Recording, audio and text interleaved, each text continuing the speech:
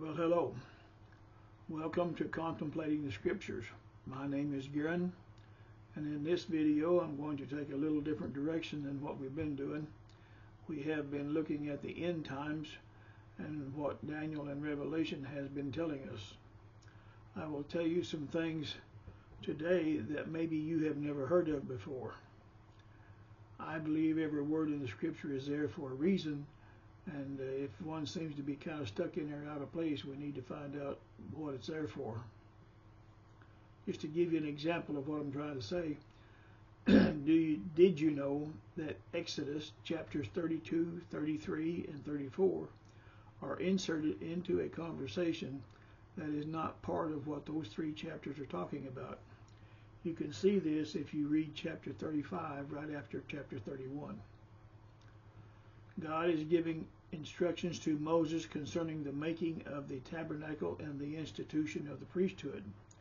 And suddenly, the tabernacle theme is interrupted with a description of what is going on at the bottom of the mountain. Moses is already on the mount, and Aaron is left in charge back at camp. This is Moses' sixth ascent, and he will come down in the 15th verse on this trip. Now, what we're going to be looking at today is Exodus 32, in particular, the golden calf. In verse 7, God told Moses, "Go, get thee down, for thy people have corrupted themselves." In verse 15, he is finally leaving the mount after him and God have had a conversation over the actions of the people.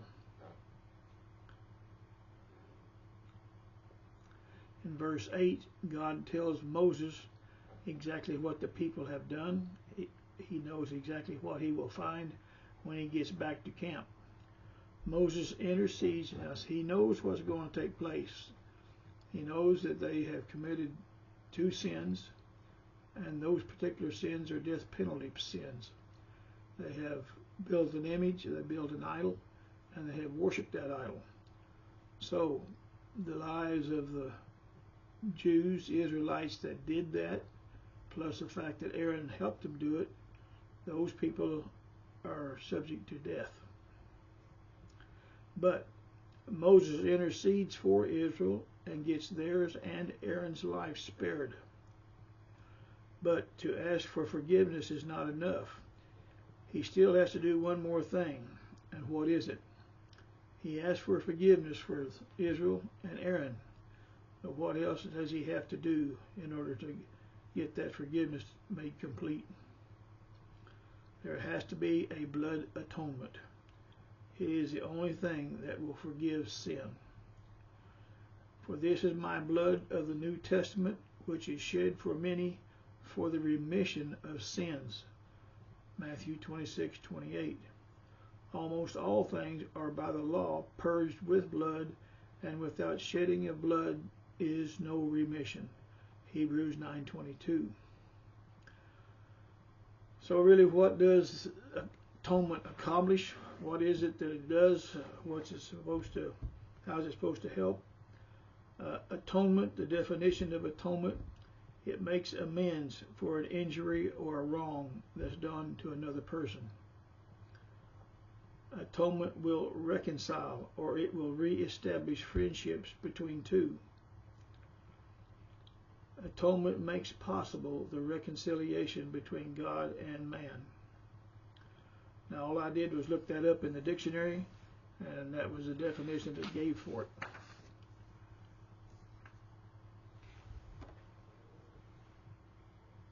And it came to pass, as he came nigh unto the camp, that he saw the calf and the dancing, and Moses' anger waxed hot. And he cast the tables out of his hands and brake them beneath the mount. Exodus 32:19. Now let's go to verse 20. What did Moses do with the calf? He melted it. Moses ground the gold to a powder. He throwed it in the water. It covered the surface of the water, and made the children of Israel drink it. Now, that's an awful lot of going on after he melted the calf. So what's he up to? You can go to Deuteronomy 9:21 and find that Moses adds two more steps to this particular event. He melted the calf, he stamped it, which means that he beat it or hammered it into thin sheets. Then he ground it very small. Then he ground it again until it was dust. He threw it in the water. And then it is implied, since he did all this here, like he did in Exodus 32, it's implied that he made the children of Israel drink it. Everything is the same, except this is 2 steps longer than what Exodus 32:20 to 32:20 is. So, after melting the calf, why go to all this extra trouble? If he's melted the calf, hasn't he destroyed the idol? I mean, what's the, what else is there to do? You have to keep in mind that Moses is one of the most well-educated persons in Egypt, and that Egypt at that time was the most intelligent and best instructed people on earth. Moses was learned in all the wisdom of the Egyptians. He was mighty in words and in deeds. This learning consisted of the mysteries of the Egyptian religion, the arithmetic, geometry, poetry, music, and hieroglyphs. Josephus says in his Antiquities of the Jews that Moses was put in charge of the Egyptian army and defeated the Ethiopians. Some believe that it was that it some believe that it what that is what some believe that is what Stephen was talking about when he said Moses was mighty in word and in deeds, and this was in the first 40 years of his life in Egypt. You can find that in Josephus' Antiquities of the Jews, Book 2, Chapter 10. So, what happens when you put gold ground to powder in water? What happens? The calf was melted, it was ground to powder, it was thrown in the water. Israel was made to drink it. Exodus 32:20. Gold is insoluble, in other words, it's insoluble in water. In other words, it is incapable of being dissolved. It does not dissolve. But in the form of fine powder, it assumes a colloidal condition, and when that added to water results in a coloration that appears to be solution. As the particles are made finer, it permits suspension in water, giving the liquid a deep red color. Scientific records state that gold dust must reduce. Scientific records state that gold dust in water produces a red rose color when the particles are of 10 micron size in a dilution of 1 to 100,000. So, I want you to know, be aware of, this is what Moses made. This is colloidal gold, and you can see that it is a red color. It's in water, but you see how red it is? So this is what he made. This is From this you can see that gold in dust size will color water as blood. Colloidal gold can be made in many ways, but the method used by Moses is the best under the circumstances in the wilderness. We use this red solution today as a dietary supplement. It is called a mineral supplement.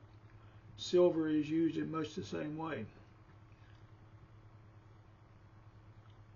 So,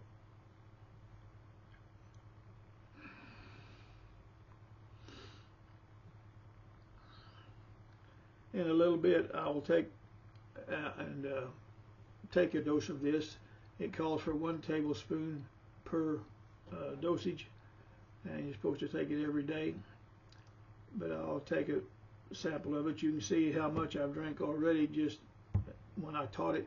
That's the only place it's being used is when I teach it. I take a dose of it so that everybody knows that it's not harmful. So what it does is it leaves you at this point at a crossroads.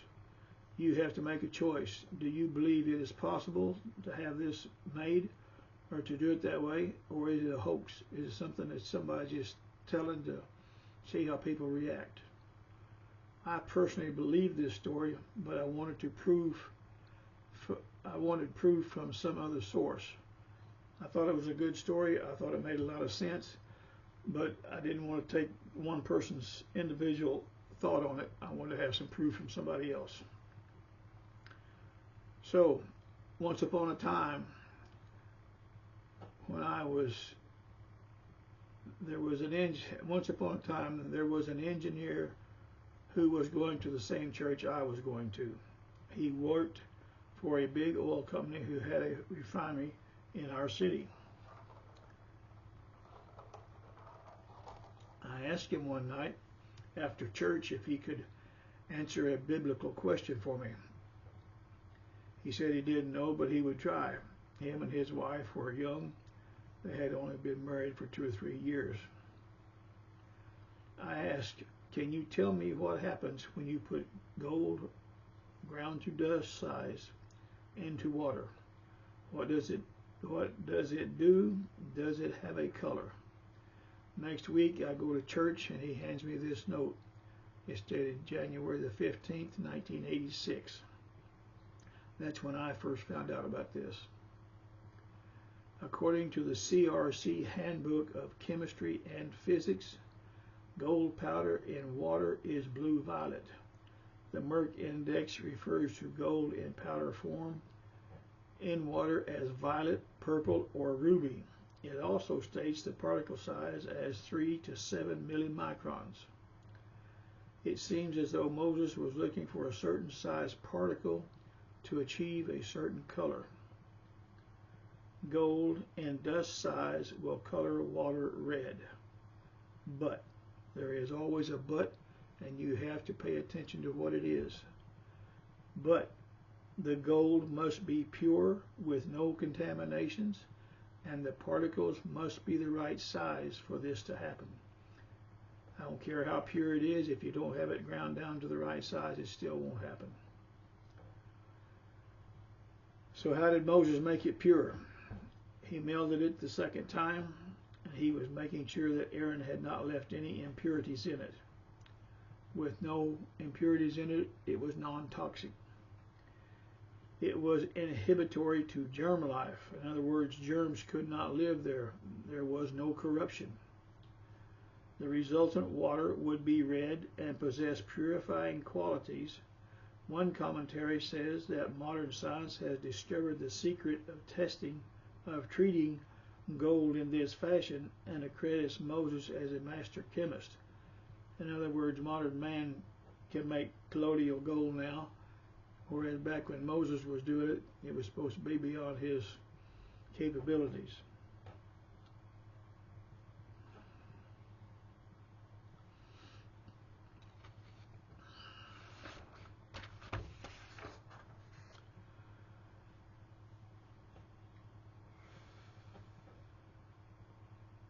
Let's see if we can find out the answer as to why the Israelites drank it.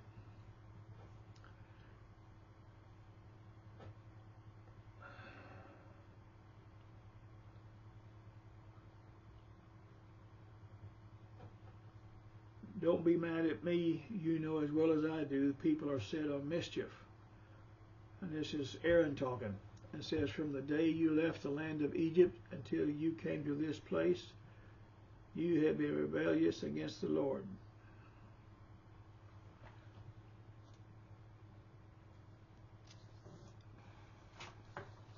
Okay.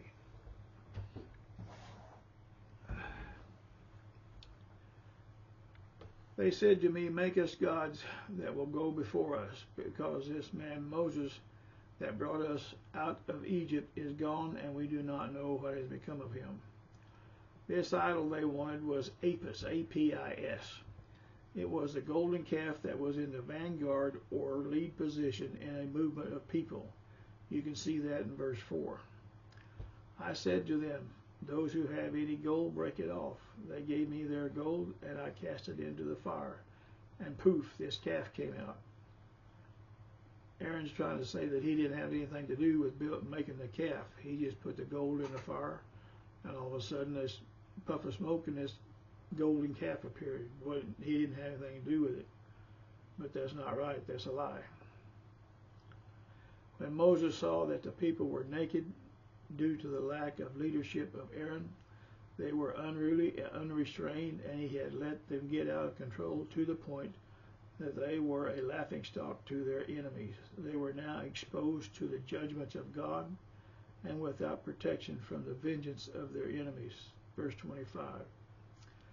Moses stood in the gate of the camp and asked, who is on the Lord's side? Let him come unto me. All you had to do was take one step forward. And all the Levites came unto Moses. Now you have to know that Moses was from the tribe of Levi, and since he was supposed to be the boss running things, all the Levites should naturally go to him, and they did. Now what this means is, what the point is trying to get across is that if you're not on the Lord's side, then you are against him. If you will remember back when Obama took office, there was a question about him being a Christian or a Muslim. The Muslims told him publicly that you are either for us or against us. There is no neutral ground. Find that in Exodus 32:26. Moses said to the Levites, thus saith the Lord God of Israel, every man shall take his sword and go from one gate to the other gate through the camp, and kill every man, even if he is your brother, your friend, or companion, or a neighbor, who is still stubborn and rebelling against God, and will not come over to his side. Exodus 32:27. The Levites did as they were commanded by Moses, and about 3,000 men were killed for their stubbornness. All they had to do was take one step. They wouldn't do it. Verse 28.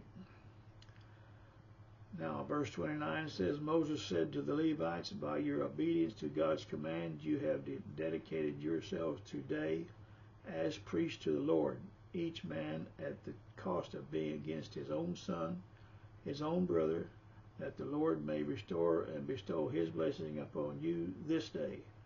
That's taken from the Amplified Version. Verse 30.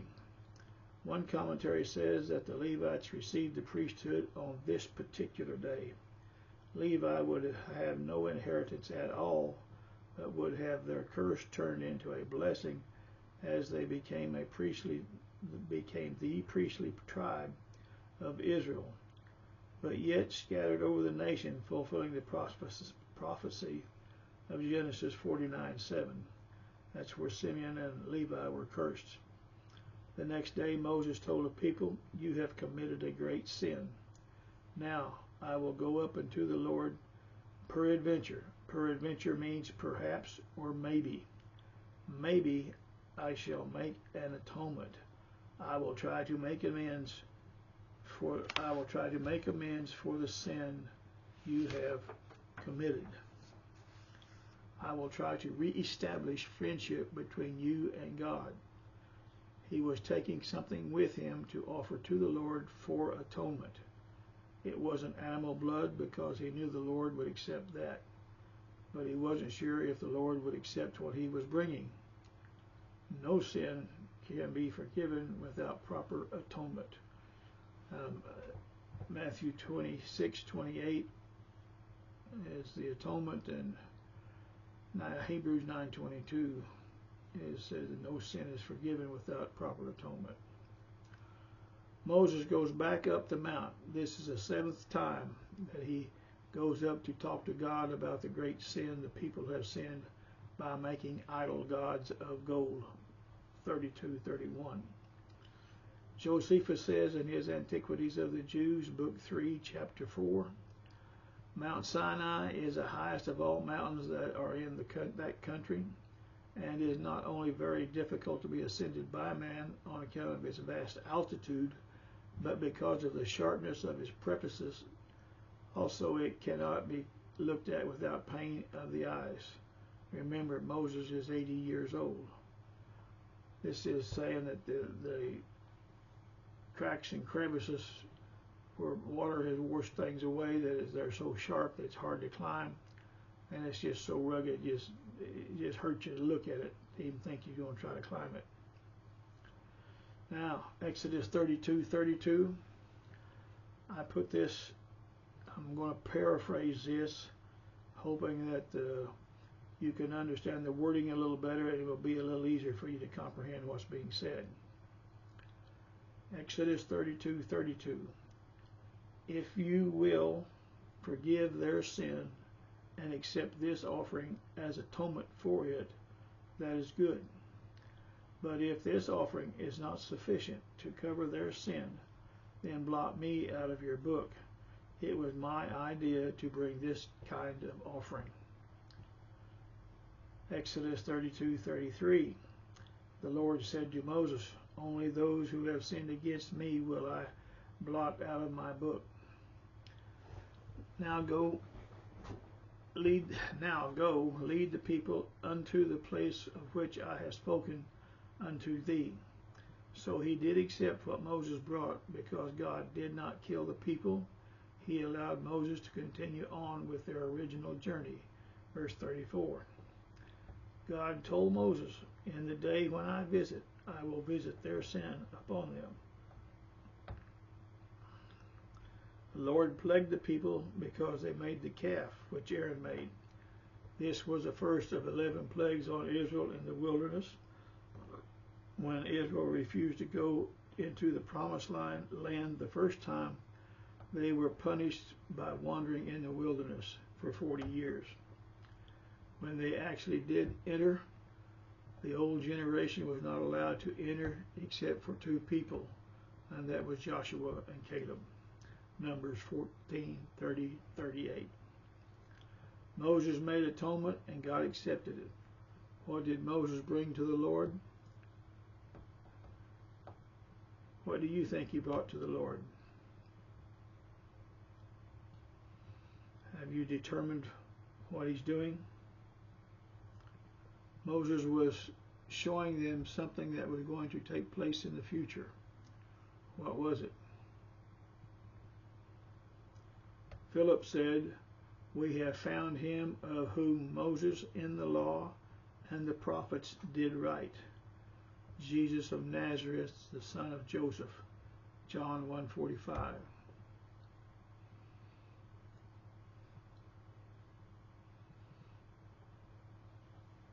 Now, it was my intention to leave it just like that and leave you with the question of what did he give him? Have you listened to what was said? Have you determined what it was that Moses was doing and why he was doing it? And what was he making and what did he do with what he made? But just to be clear, so there's no misunderstanding, Moses was giving them a look at the future. It was a foreshadow of the communion ceremony. The gold in the water turned blood red, and that blood red water is what Moses took to the Lord to ask for forgiveness for the people. And it was the blood, it was not the blood of animals, but it was represented the blood of Christ. So there's a whole lot more to the story of the Babylonian, of the golden calf. But if you don't look into it, you'll never know these things. All right. This is the gold water. I will take a sip of it right here. 1 tablespoon. Yeah, there it is, like that. Put it in like that, and then just take it, and that's it. Okay.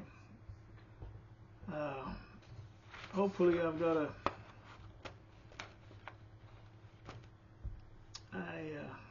good one for next week. I think it is, but we'll see. Or next time. Anyway, I appreciate you watching. Thank you for taking the time to listen, and I hope you gained something from this. That's all I've got for today. I'll talk to you later. Bye.